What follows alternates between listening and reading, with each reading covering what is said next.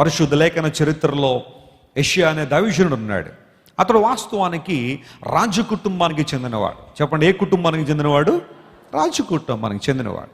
Isaiah belong to a royal family. ఒక రాజు కుటుంబానికి చెందిన వ్యక్తి భవిష్యత్ తన జీవితంలో అనుకుని ఉంటాడు, నాకు ఏమీ లోటు లేదు, నాకు అన్నీ ఉన్నాయి, అన్నీ బాగున్నాయి, పరిస్థితులు అన్నీ బాగున్నాయి, నేను ఏది చేయాలనుకుంటే అది చేయగలననే ఆలోచన బహుశా యెషయాలో కొంతకాలం ఉండుండొచ్చు. కానీ ఒకానొక రోజున యెషయా పరలోకపు దర్శనాన్ని చూశాడు, దేవునికి దర్శనాన్ని చూశాడు. ఆ దేవుని దర్శనం చూస్తున్నప్పుడు ఆకాశం వైపు చూడగానే ప్రభువారు అత్యున్నతమైన సింహాసనం మీద ఆసీనుడై ఉండడం చూశాడు.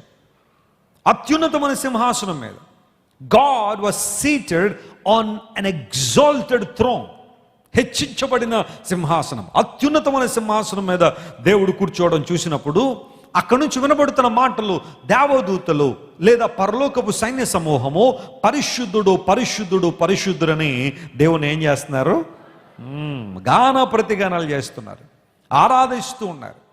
ఎప్పుడైతే దైవజనుడు ఆ దృశ్యాన్ని చూశాడో తన జీవితంలో ఉన్న మలినము, తన జీవితంలో ఉన్న ఆ అపరిపక్వత అంతా కూడా గుర్తించి దేవుని సెలవు వేడుకున్నాడు, ప్రభువా అపవిత్రమైన పెదవులు కలిగిన వాడను, అపవిత్రమైన ప్రజల మధ్య జీవిస్తూ ఉన్నాను అని తన నిస్సహాయతను, తన బలహీనతను ఒప్పుకోవడం ప్రారంభించాడు. పరలోకపు దర్శనం తెరవబడినప్పుడు, కన్నులు తెరవబడినప్పుడు, తన నేత్రాలు తెరవబడినప్పుడు, దేవుని ఔన్నత్యం చూసినప్పుడు తన దౌర్భాగ్యతను కూడా గుర్తించగలిగాడు. అది నిజమైన రికగ్నిషన్ అంటే. ప్రభు దగ్గరికి రావడం అంటే అదే. ఏదో వచ్చి వెళ్ళిపోతున్నాం కాదు. అక్కడ దేవుని దగ్గరికి వచ్చినప్పుడు మన స్థితిని గుర్తించగలుగుతున్నామా, మన పరిస్థితిని అంచనా వేయగలుగుతున్నామా? యెషయా చూడగానే, ఆ పరలోకపు దర్శనాన్ని చూడగానే ఆహా ఓహో ఎంత గొప్ప దర్శనం చూశాను, నేను ఎంత గొప్పవాణ్ణి అని అనలేదు యెషయా. అంత గొప్ప దర్శనం చూసిన యెషయా తన స్థితిని కూడా ఏం చేయగలిగాడు?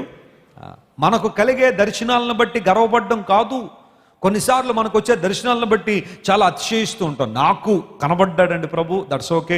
నాకు వినబడిందని స్వరం, దట్స్ ఓకే. అయితే ఆ స్వరం వినడంలో, దేవుని దర్శన భాగ్యం కలగడంలో నీలో వచ్చిన మార్పు ఏంటి, ఇది కూడా చెప్పాలి. నువ్వు ఎలాంటి మార్పులోనికి వచ్చావో కూడా గమనించాలా. నేను 10th క్లాస్ చదువుతున్న సమయంలో మా తల్లిగారు కుటుంబ ప్రార్థనలో కూర్చోబెట్టి చాలా విషయాలు మాకు బోధిస్తున్నారు. ప్రతిరోజు మా ఇంట్లో కుటుంబ ప్రార్థన జరిగేది. అండ్ ఆఫ్ కోర్స్ సేవకుల కుటుంబం కాబట్టి ప్రతిరోజు ఎక్కడో చోట ప్రార్థన జరుగుతుండేది. ఒకవేళ ప్రార్థన కనుక లేకపోతే లేదా ఏదైనా కారణాన్ని బట్టి మేము వెళ్ళకపోతే ఇంట్లో ఉన్న ప్రార్థన జరిగేది. మంగళవారం బైబిల్ స్టడీ ఉండేది, గురువారం ఏమో గొలుసు ప్రార్థన ఉండేది, శుక్రవారం ఏమో ఉపవాస ప్రార్థన ఉండేది, శనివారం ఏమో విజ్ఞాపన ప్రార్థన ఉండేది. ఆల్మోస్ట్ ఎవ్రీ డే ఎక్కడో చోట మీటింగ్లు ఉంటూ ఉండేవి. ఒకవేళ ఎక్కడైనా మీటింగ్స్ లేకపోతే లేదా మేము వెళ్ళలేకపోయినప్పుడు మా అమ్మగారి ఇంట్లో కూర్చోబెట్టి మాకు దేవుని వాక్యం చెప్పేవారు. నాకు, మా తమ్ముడికి, మా అక్కకు ముగ్గురిని కూర్చోబెట్టి ప్రభు మాటలు చెప్పేవారు. ఆ మాటలు చెబుతున్నప్పుడు ఆ రాత్రి ఎందుకో మా అమ్మగారికి చాలా ప్రేరేపణ కలుగుతుంది. రెండో రాకడ గురించిన వర్తమానం నా పిల్లలు చెప్పాలా, వారు దేవుని వాక్యం వినాలని మా అమ్మగారు యేసుక్రీస్తు ప్రభు రెండో రాకడ గురించిన వివరాలు చెబుతూ ఉన్నారు. నేను మనసులో అనుకుంటున్నాను, మమ్మీ ఇది ఏమన్నా కొత్త మమ్మీ, ఇప్పటిదాకా ఏం వినలేదా? నాన్నగారు ఏదో ఒక సందర్భంలో ఆదివారం యేసు ప్రభు త్వరగా వస్తున్నాడు సిద్ధపడండి అనే మాటలు చెబుతూనే ఉన్నారు కదా, నువ్వు మరలా ఏదో కొత్తగా చెబుతున్నావు అని పైకైతే అనలేదు, కానీ లోపల అనుకున్నా ఇలాంటివి చెబుతున్నారని. మా అమ్మగారు చెప్పాల్సినవన్నీ కూడా చెప్పి ఆ 7 ఏళ్ల శ్రమల గురించి ఇవన్నీ కూడా చెప్పిన తర్వాత ప్రార్థన చేసి ముగించి ఇప్పుడు వెళ్ళి పడుకోండి అనగానే ఆ రాత్రి నేను పడుకున్నాను. అప్పటికింకా నాలో రక్షణ కార్యం జరగలేదు. నేను ఇంకా సంపూర్ణంగా ప్రభువునైతే అంగీకరించలేదు. పుట్టింది సేవకుల కుటుంబంలోనే, పెరిగింది సేవకుల వాతావరణంలోనే, చదువుతుంది బైబిల్ ప్రతిరోజు, ప్రార్థన చేస్తున్నాను, ఆదివారం దేవుని మందిరానికి వస్తూ ఉన్నాను, సేవలో ఏదో విధంగా కొనసాగుతున్నాం, మా తండ్రి గారికి సహాయకరంగా చిన్న పెద్ద ఏదో సహకరిస్తున్నాము. కానీ ఇంకా రక్షణ కార్యం అయితే, లోతైన పశ్చాత్తాపం అయితే నాలోనికి రాలా. ఆ కన్విక్షన్ అనేది నా హృదయంలో జరగలేదు. నేను పాపిని, నాకు రక్షకుడు అవసరం అని ఆ కన్విక్షన్ నా హృదయంలో జరగల.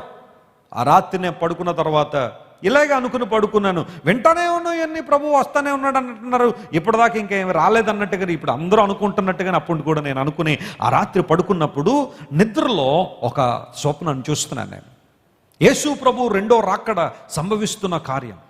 బహుశా నేను అనుకుంటున్నాను యేసుక్రీస్తు ప్రభు రెండో రాకడ అప్పుడే వచ్చేసిందా అని అనుకుంటూ ఆకాశం వైపు చూసేసరికి ప్రభు సింహాసనం మీద ఆసనుడు ఉన్నాడు.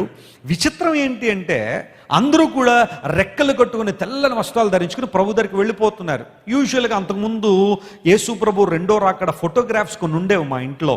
వాటిల్లో కూడా అందరూ అలా తెల్లని వస్త్రాలు ధరించుకుని వెళ్ళిపోవడం వేస్తే ఎగ్జాక్ట్గా అది గుర్తొస్తుంది నాకు. అందరూ వెళ్తున్నప్పుడు అప్పుడు మన ప్రార్థన మందిరం చాలా చిన్న ప్రార్థన మందిరం, గడ్డితో వేయబడిన మందిరం. అది స్ట్రాతో వేసిన, ఇంత పెద్దదైతే కాదు. ఒక 200 మంది నుంచి 300 మంది పట్టే మందిరం అది. ఆ మందిరం చూస్తున్నప్పుడు అది నాకు అందనంత ఎత్తులో ఎత్తబడి ఉంది మందిరం. దాని లోపల ఎవరెవరైతే ప్రతి ఆదివారం దేవుని మందిరానికి వస్తున్నారో చాలామంది ఆ లోపల కనబడుతున్నారు. కానీ నేను ఆ మందిరంలోకి వెళ్ళాలనుకున్నాను, ఎందుకంటే నాకు తెలుసు కాసేపట్లో అలా అందరూ కూడా పరలోకానికి వెళ్తున్నారు, అందులో కనుక వెళ్ళిపోతే నేను కూడా వెళ్ళొచ్చు అనుకున్నాను. కానీ నాకు అందనంత ఎత్తులో ఆ మందిరం ఉంది. ఈ లోపల కొంతమంది అటు ఇటు పరిగెత్తడం ప్రారంభించారు. ఏదో అయిపోతుంది ప్రారంభిస్తుంటే నేను కూడా చూస్తూ ఉన్నాను.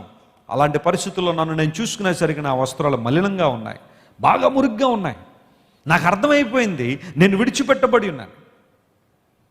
I recognise that I have left behind.